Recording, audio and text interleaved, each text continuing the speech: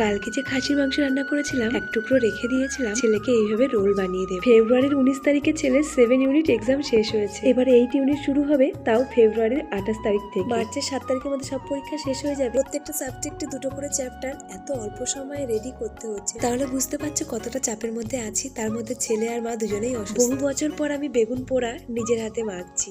কাঁচা লঙ্কা, ধনেপাতা, শুকনো লঙ্কা, তেল, নুন ভালো করে মাখিয়ে একটু চেটে দেখলাম, সেই স্বাদ। বরকে আজ রান্না করে দিয়েছি সর্ষে ইলিশ। বর তো রুটি দিয়ে বেগুন পোড়া খেয়ে চলে গেল বাড়ি। সর্ষে ইলিশ ছাড়াও আরো রান্না হয়েছে সর্ষে লঙ্কা বাটা দিয়ে কাঁচা সিলভার কাপ মাছের ঝাল। দুটো রান্নাই আমি করেছিলাম। এদিকে ছেলের ছুটি হয়ে গেছে, ছেলেকে নিতে এসে খেয়ে নিলাম দুজনে মিলে আখের রস। বাড়িতে এসে স্নান খাওয়া দাওয়া করে ছেলেকে লিখতে দিয়েছি, আর এদিকে মা দেখো বাড়িতে চলে যাচ্ছে। দুষ্টু বুড়োর কাণ্ড দেখো, টয়লেট করে হাত দিয়ে লেপছে। বরের আজ মেদিনীপুরে প্রোগ্রাম আছে, যাওয়ার সময় ছেলের জন্য ওষুধ আর চকস দিয়ে গেল। তো চলো আজকে ভিডিওটা